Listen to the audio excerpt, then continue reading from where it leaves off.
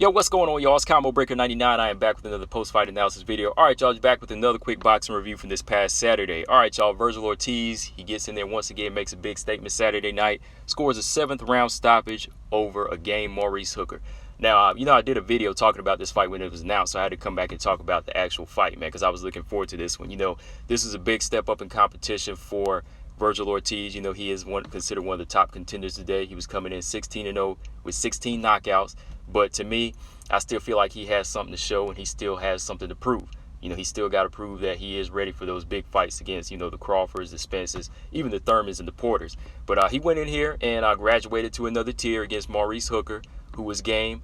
But I still feel like Maurice Hooker is still not going to be on that level to really test him. I feel like Maurice Hooker, he's tall, he's long, but he just didn't really have that physical strength in here. If you really look at the fighting style of both of these guys, you could really tell that Maurice Hooker had trouble holding his own, even though he was the taller, longer fighter. I think he had, like a 7 to 8 inch reach advantage, but he really had no strength to just, slam that jab out there in Vergil Ortiz's face. I mean, looking back at the fight real quick, first round, right away, Vergil Ortiz was just playing the puncher and just, totally disrespecting Maurice's, his space. He was just disrespecting his space. He was coming straight in, letting combinations off, shooting jabs straight up the middle, and just backing Maurice Hooker up. Maurice Hooker was trying to get a jab going, but he couldn't really get anything going because he had to keep resetting his feet. Vergil Ortiz is kind of feinting with the head movement, and he's coming straight in with good 1-2 straight up the middle, backing Maurice Hooker up. Now, Maurice Hooker, he's trying to throw in volumes. He's landing punches, and he's making Vergil Ortiz have to walk through punches. But Vergil Ortiz, like I said, he has the better balance. If you look at his stance as a puncher, he knows how to come forward on the balls of his feet, and then he'll plant his feet and throw some hard shots. While Maurice Hooker, he's planting his feet for as long as he can, but he's getting pushed back because he's just, he's a little bit weaker than him. He doesn't really have that good, strong foundation and hardcore, solid core where he can really thud that jab off right down the middle. So down to, I say, the second and third round, we were kind of getting the same pace, same pace of Vergil Ortiz just playing the puncher, disrespecting and just walking him down and just really beating him up, landing body shots and uppercuts up the middle. Now, Maurice Hooker is landing punches. He is landing good jabs straight up the middle. And what I'm seeing here is if Maurice Hooker is landing clean shots like this, you best believe that the top welterweights, they're going to be breaking the guard and they will land on Vergil Ortiz, especially the guys with stable cores and that can hold their own. These type of punchers and boxers, they will stand their ground and they will land straight up the middle of Vergil Ortiz. See, Maurice Hooker, as he's moving, he's trying to get off, so he's hitting gloves and he's hitting around the side and he's landing a few shots here and there, but he's still not landing with clean, authoritative shots like, some of the more better pound-for-pound boxers like Spence and Crawford would do. Even Ugas, I feel, would land more cleaner shots than Maurice Hooker. In the fourth round, I'd say the fourth round was the only round I could give Maurice Hooker because Maurice Hooker started to come on stronger with some good sharp shots, using more angles on the center and, trying to get off the ropes. He landed some good right hands and he started to mark up Vergil Ortiz a little bit here, exposing the defense here and doing better work. But right back into the fifth and sixth round, Vergil Ortiz, he turned the puncher back on. He started putting the pressure on him, staying in the pocket, landing in combinations, and just doing a lot of damage. And I think Maurice Hooker, he was trying to fight to show the heart, but he really wasn't trying to fight to win at this point. He was never really planting his feet to land a couple of good shots, to set. He wasn't really trying to set a trap and do damage at this point. It was almost like he was just trying to fight off a heart, trying to fight him off or show some grit, which I give Maurice Hooker credit for. But round 6, I will say this though, round 6, I was going to give that to Maurice Hooker because it seemed like he was doing better with his jab and he was starting to land more punches and use his reach a little bit. But then he got hit with a combination, he got hurt, and he got put down in that 6th round. So the round he was about to win, he let Vergil Ortiz put him down, and you could tell he was hurt because he had to sit there for a while.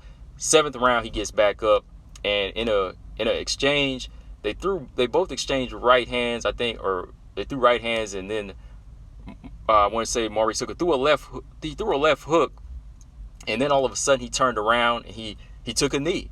He just took a knee and he was like wincing, holding his right hand. I think he broke his right hand, and that was it. He got counted out. So he just had to quit. He had to quit in the 7th round because I think he broke his right hand. I think it was from a Vergil Ortiz punch that connected on his hand. I think it I think it broke it, because after the fight he said something about a broken hand. But I heard, the crowd was kind of booing Maurice Hooker. But I mean, if your hand's broke, hey, I mean, I would like to see him continue too. I see fighters continue with broke hands, but hey, if he had to quit, he had to quit. I think at that point, Vergil Ortiz was really taking command of the fight. He was the more dominant fighter. And like I said, Maurice Hooker was he was fighting more so to survive at this point. He was just kind of like throwing back and flurrying back just to get Vergil Ortiz off for a minute or so, or a second or so. There was never really a point where I felt like Maurice Hooker was going to win. His best rounds were 4 and 6, and as y'all know, round 6 he got dropped. So yeah, man, good fight. Overall, good, entertaining fight. I had to give Vergil Ortiz credit. He did step up his game, and he graduated to another level.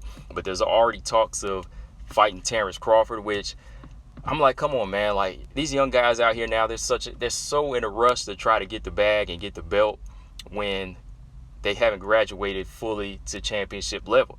Like, get a couple more opponents, man. Get a couple of names. Like, there's so many things I saw in this fight where pound for pound best fighters like Spence and Crawford, again, or even Ugas, Ugas, the lesser of the 3 champions, would give Vergil Ortiz trouble.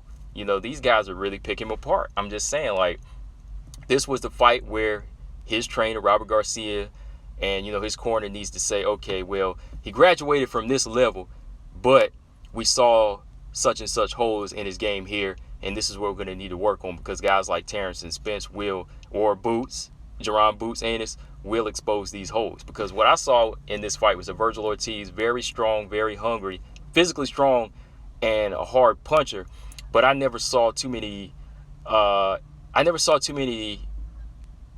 changes in gears. If that makes sense. I never seen him like lower a gear and just kind of fight at a slower pace just to kind of throw his rhythm off. Then I never saw him fight at a faster pace and, just to kind of throw Maurice Hooker off. It was always just kind of like a steady, hard punching pace. And if you fight a guy like Errol Spence like that, or if you fight a guy like Terrence Crawford that, you will get winded and you will get picked apart and you will get stopped. You have to kind of find different rhythms in these 12-round fights, especially with the better champions. So yeah, man, do I want to see him in there with Terrence Crawford next? At 17-0 with 17 knockouts, no. I mean, you haven't even broke 20. You haven't even got to 20 wins yet. So why not graduate and fight another level of a fighter like Jamal James or like a Figueroa or somebody like that, or Jerron Boots Ennis, of course.